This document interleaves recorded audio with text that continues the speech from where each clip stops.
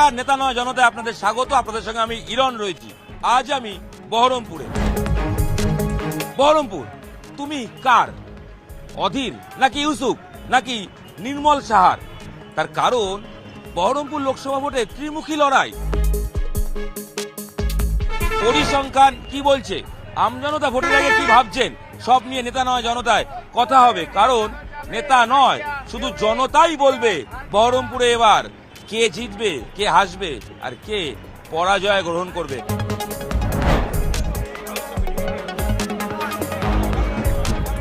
বহরমপুর লোকসভায় অন্যতম যোগাযোগের ব্যবস্থা বাস, অর্থাৎ এই পরিবহন করেই আমজনতা শহরে কিংবা বিভিন্ন প্রান্তে পৌঁছে যান।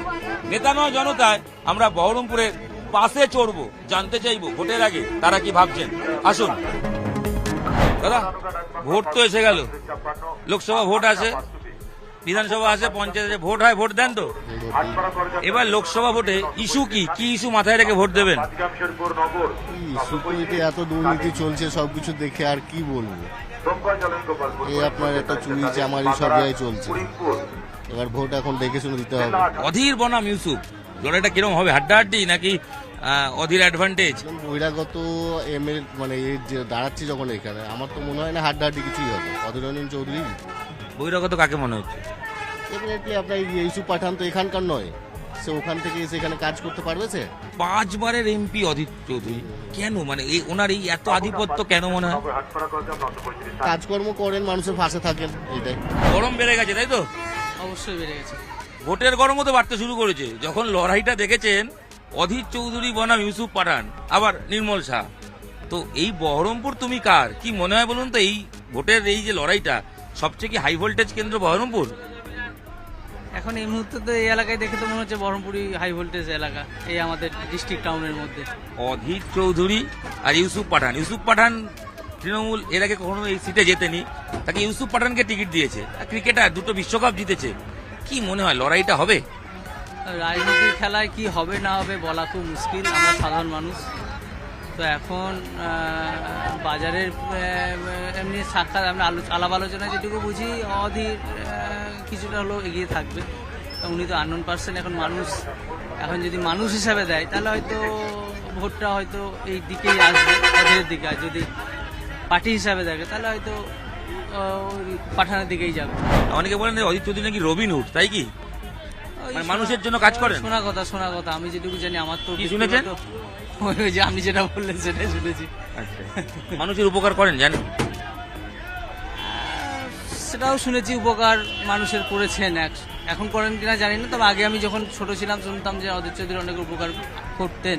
কর্মসংস্থান আছে এই অঞ্চলে? কাজকর্মের সুযোগ আছে নাকি বাইরে যেতে হয়? সেটা তো 100%। কর্মসংস্থান এখানে সেরকম, আমাদের ওয়েস্ট বেঙ্গলে আর সেরকম কিছু নেই, সবই বাইরে ছুটতে হচ্ছে।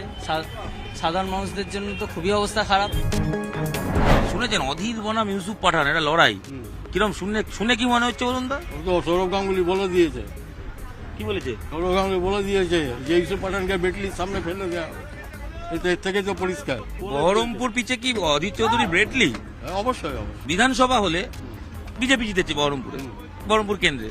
পৌরসভায় তৃণমূল, লোকসভা আসলেই অধীর চৌধুরী। পার্টিকুলার হচ্ছে প্রার্থী দেখে লোকসভার যে ভোটটা হয় সেটা সাধারণত প্রার্থীর ওপর বিবেচনা করে। এখানে কোনো পার্টির বিবেচনা নেই, এখানে প্রার্থীর ওপর বিবেচনা করেছে, এবং যার ফলে ওনার যে ট্র্যাক রেকর্ড প্রিভিয়াস আছে সেটাতে উনি সবসময় ভোট পাবেন। আর ইউসুফ পাঠান? দাদা ও বাজে গেল, কবে দেখা পাবো না পাবো তার কোনো ঠিক আছে। ভোট দেবেন কি ভেবে, কি ইস্যু আপনি মাথায় রাখছেন? কোনো ইস্যু নেই আমার কাছে একটাই কথা, অধীর চৌধুরী জিতেছে, ওনাকে ভোট দেবো, ওনাকেই ভোট দেবো। তারা মানে দিয়ে আসছি, ওনাকেই দেবো, এর কোনো বিকল্প নেই অ্যাজ এ ক্যান্ডিডেট। তাই মানুষের উপকার করেন? অবশ্যই, নাহলে আজকে উনি 5 বছর দাঁড়িয়ে আছেন কি করে, টিকে আছেন কি করে?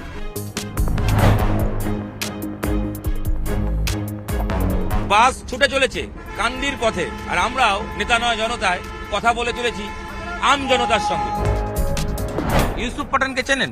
ক্রিকেট খেলা দেখেছেন? ক্রিকেট খেলা দেখেছি। কেমন দেখেছেন, কেমন লাগে খেলা? ক্রিকেটার হিসেবে ভালো, রাজনীতি হিসেবে প্রথম তো, কিন্তু এইদিকে যেহেতু ধরেন বহিরাগত, ওইদিকে সেরকম সেরকম প্রভাব পড়বে না। দেখুন, কাককে যদি আপনি ময়ূরের পালক লাগিয়ে দেন তাহলে তো সে ময়ূর হয়ে যায় না।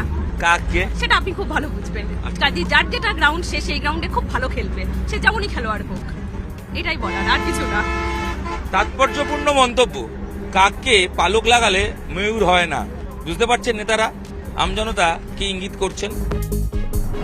ইউসুফ পাঠান কিভাবে দেখছেন? উনি একজন ক্রিকেটের জগতের লোক, ঠিক আছে, ভালো ক্রিকেট খেলেন, কিন্তু রাজনৈতিক ময়দানে নতুন, এলাকা চেনেন না, বেশিরভাগ মানুষ ওনাকে মেনে নিতে পারবেন না, কেউ তো এলাকা চেনেন না। তাহলে পরিচিত ডাক্তার আছেন কিন্তু এখানে, হ্যাঁ, লড়াই এখানে ডাক্তারবাবু ভাষা অধীর চৌধুরী হবে। তাই হ্যাঁ, মানে বিজেপি ভার্সেস কংগ্রেস। এখানকার ভূমিপুত্র, কেননা টিএমসি বলতো যে সবসময় বহিরাগত তত্ত্বটা ওনারাই দিতেন, আজকে ওনারাই বহিরাগত ওখানে নিয়ে এসছেন।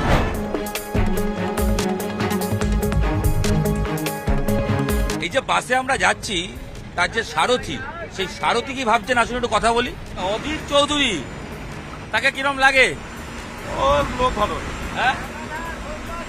আর ইউসুফ পাঠান ওকে ধরুন কোনদিন দেখিও নি, হ্যাঁ এই প্রথম দেখলাম। টিভিতে দেখেননি? টিভিতে আর টিভিতে দেখেছি খেলাতে। সামনে দেখলেন, কি বুঝলেন দেখে?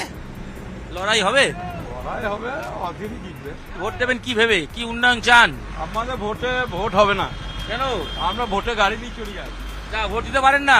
না, বলছেন ভোট দিতে পারেন না কারণ ভোটের ডিউটি পড়ে। আর গাড়ি নিয়ে চলে যাই, আমরা ভোট কি করে দেবো বলুন? বাস চালক গাড়ি নিয়ে চলে যায়, সেক্ষেত্রে ভোট দেওয়াই হয় না, সেই আক্ষেপ রয়েছে। তবে নিজের একটা মতামত স্পষ্ট করছেন।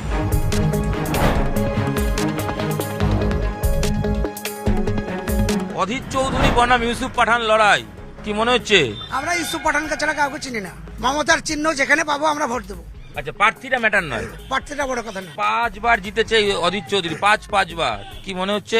এবার আর জিততে পারবে না, এবার হেরে যাবে। ভোট তো এসে গেল, আর লড়াই জমজমাট। ইউসুফ বনাম অধীর। ইউসুফ পাঠান 100-র মধ্যে 100, আর অধীর চৌধুরী গত 5 বছর আছে, কিন্তু উনি মানে যখন ভোটের টাইম হয় তখনই আসে, তাছাড়া দেখা পাওয়া যায় না। তাই 5 বছর? যাযাবর পাখি। হ্যাঁ হ্যাঁ, যাযাবর এখানেই থাকেন, বহরমপুরেই থাকেন। না, ওকে বহরমপুরে দেখা যায় না। সংখ্যালঘু ভোট ফ্যাক্টর, একদম সংখ্যালঘু ভোট কোন দিকে সংখ্যালঘু ইউসুফ পাঠান, মনে হচ্ছে? হ্যাঁ গ্যারান্টি। বহরমপুরে লড়াই তো অধীর বনাম ইউসুফ।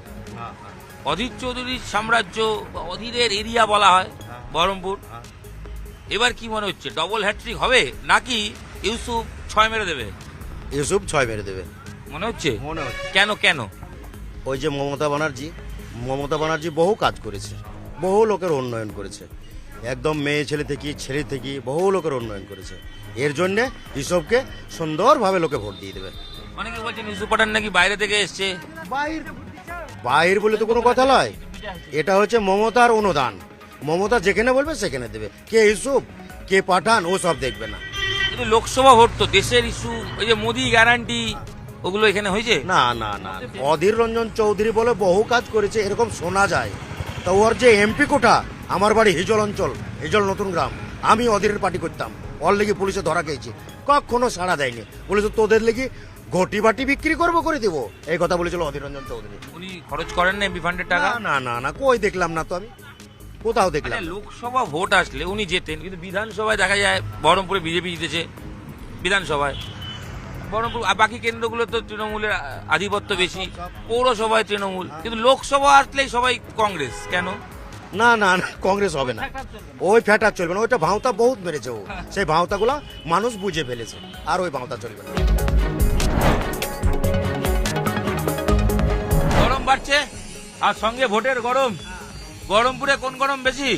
এখন তৃণমূলের গরম, ইউসুফ পাঠান গরম বেশি হবে। পাঠানের গরম বেশি। মানে এই বহরমপুরে যদি ক্রিকেট খেলা হয়, উইকেটে ব্যাটসম্যান ইউসুফ পাঠান আর বোলার অধীর চৌধুরী, কে জিতবে? ইউসুফ জিতবে। যে কালে জিতেছে সে কালের কথা বাদ দেন, এখন আপাতত যেটুকু চলবে সেইটুকু করতে হবে। এখন কি চলছে? এখন তৃণমূল চলছে, হাওয়া হাওয়া তৃণমূলের হাওয়া। 2019-এ তো তৃণমূল হাওয়াই ছিল, তাতেও অধীর চৌধুরী জিতে গেছিল। হ্যাঁ, ওটো কায়দার উপরে হয়েছিল। ইউসুফ পাঠান ফ্রি হিট কেন? ফ্রি হিট কেন? অধীর চৌধুরী নোবল করবে, নোবল হবে। লড়াই এবার জমজমাট, গরমাগরম বলাই যায়। একদিকে ব্যাট হাতে ইউসুফ, অন্যদিকে বল হাতে অধীর চৌধুরী। সবাই বলছেন খেলা হবে, তবে খেলার ফলাফলে কে জিতবে তা সময় বলবে। নেতা নয় জনতা, আজ এখানেই শেষ করব।